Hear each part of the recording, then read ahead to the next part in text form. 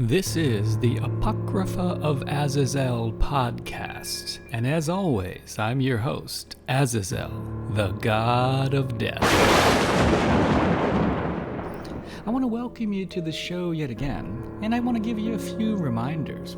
This will be Chapter 5 of the audiobook I'm reading called The Great Deceiver. If you haven't gone back and listened from the beginning, I think it's rather obvious that you should start with episode number 1. In any case, if you missed the last episode, then you missed a lot. Because that's when I told you that the Garden of Eden was my idea. It's also where I told you it was me that gave the god El, who was really Lucifer in disguise, the idea to create the tree of the knowledge of good and evil. And we did that intentionally to tempt Adam and Eve to sin. Also last chapter, you learned that I was the snake in the garden, but I'm sure you figured that out for yourself. But perhaps most importantly, in the last chapter, you also learned that I incited Lucifer to debauch Eve. Having all that knowledge is very important, for you see, now we're going to find out the fruits of my labors. Chapter 5 is called The Offspring, and as always, I'm going to continue to tell you the truth. Do you think you can handle it? Do you want to walk again through another doorway with the God of Death? Well then, let me open your mind once more. Now, the way Lucifer treated Eve in the last chapter caused the woman great pains, both physically and mentally. And suffering immensely, Eve had wandered off alone and waited for death to find her. And it would have, if not for my intervention. But you see, I had other plans for the woman, and as a result, I secretly nursed Eve back to health. Now I appeared to her in the form of her mate Adam, and pretended to lovingly care for her. It actually took me almost a century to heal Eve, and I had to slow her aging process down to a crawl to save her. But eventually, I not only wiped the woman's memory clean of her ordeal with the god El, but I also rejuvenated her body. In fact, Eve was even stronger than when the god El and I first made her. And in reality, my genetic tampering with Eve would result in far-reaching consequences. Some of them I didn't even foresee, but that's a tale for another time. For you see, I needed Eve to be a fully functioning vessel, one capable of conducting my next great experiment. And once I was satisfied that the woman was ready, I moved the process forward. For you see, what Eve didn't know is that, as a result of the god El's rape, Eve had become pregnant. Exactly as I had planned. And while the god El was ambivalent to this consequence, what the Dark Prince also didn't know is that I had, at the moment of conception, secretly forced 2 hand-picked souls from the void into those zygotes. And yes, I did say 2. Now these were souls that I had been torturing beyond measure for some time, bending the spirits to my will and getting them ready specifically for this occasion. And the combination of a Stellar One soul and a human zygote, along with a portion of the god El's essence, would eventually cause Eve a nightmare of a pregnancy, when once I let it proceed. Yet she did not have to endure the process alone, for with her body healed and her memory clean, and never knowing that she'd been separated from her mate Adam, she didn't resist it when I returned her to Adam. And this was prior to any physical changes showing in Eve's body as a result of that pregnancy. Again, remember, I genetically slowed down Eve's aging process while I healed her. So score another one for me. Now for his part, although Eve had been gone for over a century, the man Adam was all too grateful to have his soul companion back. And having lain with Eve before and after their separation, when Eve's body did finally begin to change, and it became apparent that the woman was with child, Adam harbored no suspicions about who the father was, and thus happily cared for his pregnant wife. And so Adam played the midwife for Eve, and although it was a difficult childbirth, both mother and children came through just fine. Oh, you didn't know Eve had twins? Well, sorry once again to contradict what you've been told in religion class, but remember, I'm telling you a true story here, not that fairy tale you've been fed all these years. You see, I needed Eve to produce twins for a variety of reasons, not the least of which was faster procreation of a species that was already forced to play catch-up in a world that was threatening to leave humans behind. Remember, humans were not the only intelligent race on the planet Terra at this time. And so it was that about 9 months after her reunion with Adam, Eve gave birth to twins. Now the first to emerge was a boy, whom they named Cain, and the second was a girl, whom they named Debor. Now I rejoiced in their birth because it marked the culmination of a successful experiment on my part, or so I thought. Remember, it had taken me millions of years to complete the process of producing a human vessel capable of holding a soul inside. And it seemed that the fruits of all my labor were finally about to pay off. Meanwhile, never knowing the truth, the man Adam raised Kane and Debor as his children, and he showered them with love and attention. For recall that the man's prior children, the Amorosi race, had all emerged from the goddess Alyssa's womb full grown, and the Amorosi had quickly gone off on their own into the world. And so Adam doted over his children Kane and Debor. Yet Adam was a fool. You see, he had no real chance to parent Cain or his sister. I mean, not given with Lucifer in their lineage. And try though he might to rein them in, Adam could never do so. I mean, the boy Cain was particularly rebellious, even as a young child. Yet Adam continued to lay with Eve, and she quickly became pregnant yet again. Later that same year, Eve gave birth to triplets. First to emerge from the womb was a girl. They named her Aklima. The second was another girl, whom they named Kaybl. I doubt you've heard of either of them, but I bet you know the boy. For you see, this boy, Adam and Eve named Kaybl, although you might know him as Abel. Now, although he was but a toddler, it was clear that the boy Cain was not happy to have more children, particularly another male, which he recognized immediately as a potential rival. Yet someone else was also upset about Kaybl and his sisters. For it so happened that, like Kane and Debor, Eve's new children were also born with souls. But unlike Kane and Debor, I was not able to force a soul of my choosing into these new triplets. Instead, I was horrified to discover that 3 of the Stellar One souls that I had not tortured, that were just hanging around in this universe, had already entered the triplets of their own free will. It seemed that my celebration that I was going to be able to control all of humanity was looking a bit premature. And now I raged at this unexpected nuisance, but never did I give up hope. And getting control of myself, I simply devised a new plan. At first, I merely watched as the children grew up together, all the while keeping Adam and his family separated from the Mylars and Amorosi, and making Adam and his family believe they were the only people on the planet. And within this sheltered existence, I kept an especially close eye on Kane and Debor. For although they didn't know it, these demon spawn were now the linchpin of my sinister designs. By the time all the children reached adolescence, I was confident that Cain was fully under my influence, and Debor was not far behind. You see, I spoke to Kane and Debor on the wind, whispering voices always on the edge of their hearing, tempting them with the allure of the dark side, and making sure that good things happened for them whenever they followed my advice. Without much effort, then, Kane and Debor became my little pawns, a feat made all the easier because of their mother Eve. For although Eve would not admit it to Adam, or perhaps even to herself, it was clear that Eve loved the triplets more than Kane and Debor.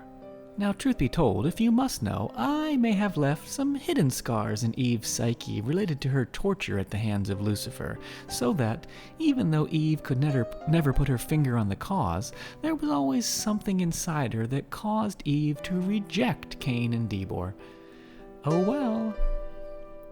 Although Eve always tried to make sure to love her firstborn children, especially when Adam was present, I made sure that the twins could always sense something different between the way their mother treated them versus their younger siblings. For I wanted Kane and Debor to be acutely aware of where their mother's love resided, which was not with them. And so my voices on the wind continually stoked the twins' jealousy as the children grew, and all the while I made sure to fill the void in Kane and Debor's lives, pulling them ever closer to me. "Tell not your parents about my voice," my aura often warned Kane and Debor whenever they were alone.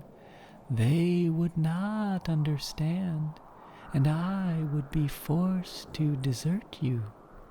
Remember me, worship me, and I will take care of you." Meanwhile, ever since Lucifer and I drove Adam and Eve out of the Garden of Eden, my master paid little attention to what I was doing on the planet Terra. Now, I think Zebub's son viewed me as a bit of a lunatic and really not worth his time. And I was all too happy about that, because with my lord gone from the scene, I was free to play any role I wanted to on Terra.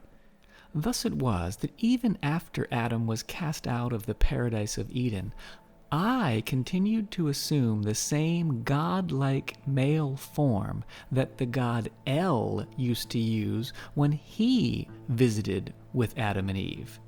Now, this allowed me to offer Adam my own advice, and even what I called a path to redemption, or at least pretend to.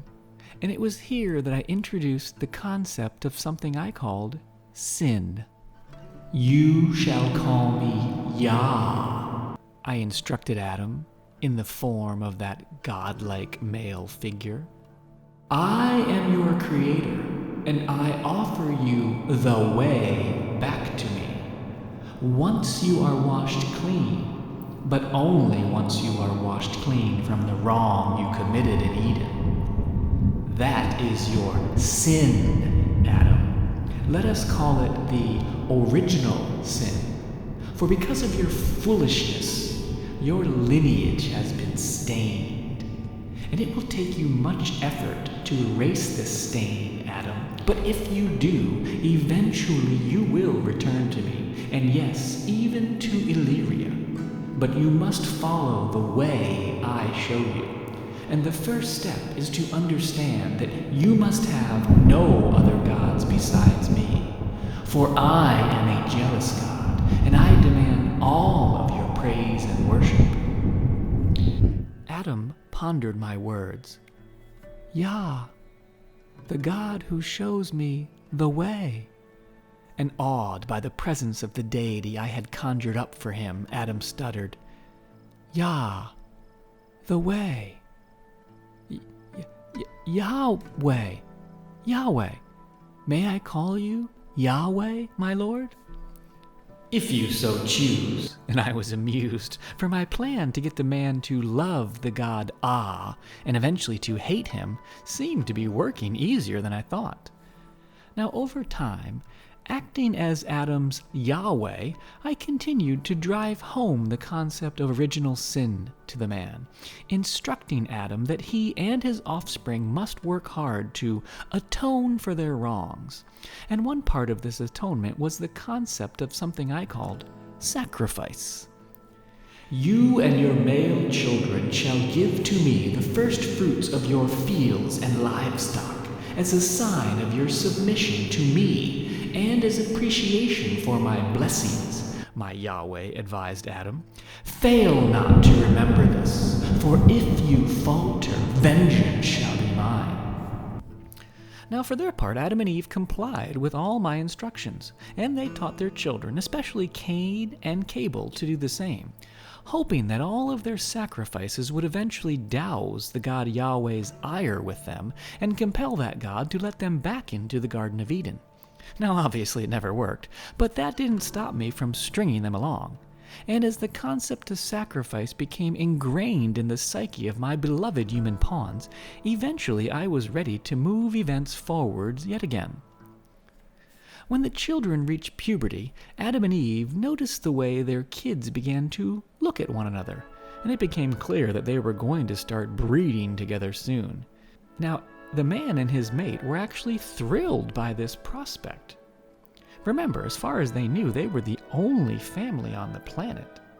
And they were eager to have their children produce more offspring, since this was merely a natural progression of the species, such as all of Adam's livestock had been doing for centuries. And so, as Yahweh, I instructed Adam to pair his children together as follows. You shall give Kayla to Cain, and Kaybl will have Debor. But what about Aklima? Adam asked me, as we sat together on a hill overlooking the family's farm. Ah, Aklima the beautiful, my Yahweh smiled, observing the fair maiden as she gathered herbs with her mother. It was Adam who broke the silence. My lord, I fear Kaybl and Cain both want Aklima, although I knew Adam failed to admit the most obvious fact, that he lusted for his daughter too. And here it was that I laid my trap. The solution is simple, Adam. Have Cain and his brother make an offering to me. I will judge their work, and whoever pleases me more shall be awarded the beautiful Aklima. Naturally, Adam took the bait. Both of the boys worked hard to prepare their best sacrifices. Now, by this time, Cain was a skillful farmer, and that season he had a bountiful crop, although admittedly it was with my help behind the scenes. And from this bumper crop, Cain offered a beautiful sacrifice to his father's god Yahweh.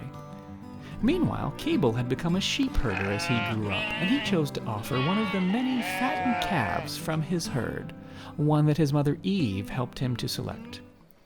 Now, as the fires of their sacrifices rose in the sky over their gifts, what none of the family knew was that I made it appear that Cain's offering was not accepted, while at the same time causing Kaybl to seemingly receive Yahweh's divine favor. The result was, as you might expect, Kaybl received the praise of his parents, and he was given both Debor and Aklima, while Cain was stuck with only Kayla and left to wallow in the disillusionment and jealousy of being forsaken by the god Yahweh. And as Kaybl relished in the pleasures of having two teenage girls to amuse himself with, Cain soon became depressed, exactly as I had planned. I then made sure that Cain understood just where his life was heading in the future, focusing on the powerful significance of being rejected by his father's god, and that he'd been unloved by his mother since the day he was born, and that most likely he would soon lose his father's birthright. After all, as I told Cain, surely your spiteful mother Eve will convince Adam to give these benefits to her beloved Kaybl, especially since your brother is sure to produce more offspring than you, and that will make him more valuable to your father. All of this proved simply too much for Cain to bear, and he soon gave vent to his wrath, murdering Kaybl in a blind rage. And with that, my plans were back on track. Yet much to Cain's chagrin, not only did his actions not prove fruitful to his own plans, but instead only served to alienate him from his family. To begin with, I disguised myself as the god Yahweh yet again, and forever cursed Cain with the mark of immortality, making it impossible for him to die a natural death, or to be killed by his own hand or anyone else's. In addition, Kaybel's murder caused great pain to his parents, Adam and Eve. In fact, Eve could never look at Cain again, while Adam, with a broken heart, cried as he cast his son out of their presence, forcing Cain to fend for himself in the wild lands of the world. Yet it was Cain who had the last laugh, as following my instructions, he secretly returned to his parents' farm one evening and kidnapped Aklima. And so it was that Adam and Eve were left to wallow in their grief, while at the same time trying to console their remaining children, Debor and Kayla. It had only got worse for them from there, as just a few days later, Debor drowned her sister in the river. I wonder who gave her that idea. And while her parents were busy retrieving Kayla's body from the water, Debor ran to the top of the hill overlooking the family's farm and threw herself off of it. Are you surprised I let Debor die like this? Well, you see, the girl just wasn't part of my long-term plan, so this was a rather convenient solution for me, don't you think? Now, by this time, Adam and Eve were a mess. And to add to their remorse, I had the God Yahweh visit them and remind them that all these woes were yet consequences of their original sin back in Eden. My hope was that these recent disasters would make them hate the Creator God, Ah. The pain is just too much to bear, Eve cried at the feet of the God figure I presented to them. And as Adam tried to console his wife, he asked Yahweh, "When will it all end, my Lord?" "That is for me alone to know," I was stern in my reply. "I don't think you fully understand the pain you caused me back in Eden. Until you atone for that, your misery will continue. Remember, as I said, I am a jealous God. You shall worship none besides me. That includes your children. You doted over them too much.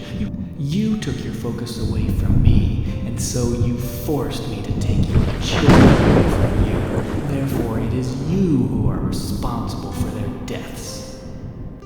The conversation crushed Adam and Eve to the core.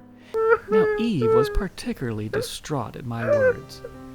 Yet rather than question his faith, the stubborn Adam replied, "Yah, the way." And in a stupor he continued, We will find a way back to you, Lord. Don't give up on us yet." Realizing in frustration that they were not ready to hate the God Ah just yet, I did the next best thing and strung them along. "It will take much sacrifice for you to atone for these new sins, Adam. Do not let me down." Now after that, I let Adam and Eve alone for a while. And really, to be honest with you, I have no idea how many animals Adam sacrificed to his God Yahweh. Yet little did he know that I wasn't listening. This is because I had important work to do with Cain. I allowed Cain a few brief moments of pleasure with Aklima. I mean, she really was beautiful and in the flower of her youth. But unfortunately for Cain, my plan required Cain to know pain and suffering more than anybody in your world has ever known. And so I had to disappoint Cain yet again. And I did this by first allowing Aklima to be with child from Cain. And then, as she was having the baby, I allowed both Aklima and her baby to die in that childbirth. As you can imagine, this disappointed Cain quite a bit. And then it was that a disillusioned Cain finally cursed his father's God, Yahweh. Lame. Which was the very step I needed him to take. And now it was time to introduce Cain to a new god. A god I called Baal. But that, of course, is in the next chapter. If you want a taste of what's to come, let me just whet your appetite. We'll visit Lucifer and his father Zebub down in Illusia yet again, and I'll make a gift to them. Adam and Eve will be busy producing more children, including a boy named Zeth, who would become a particularly bad thorn in my side. But most of the next chapter is going to center around the man Cain, and all that I did to bring Cain and his children to the dark side in their worship of the god Baal. I'll also tell you how Cain and his children moved to the Promised Land, although it's not the Promised Land you're thinking of. But don't worry, I'll tell you all about that in the next chapter. In the meantime, I encourage you to go to my website, apocryphaofazazel.com, and you can read all the chapters in this book and the next, which is already published on the website. You can also interact with me and join my book club. Now, I have a favor to ask you. If you're enjoying this podcast, be sure to give it a thumbs up or a high rating on whatever podcast app you're listening to.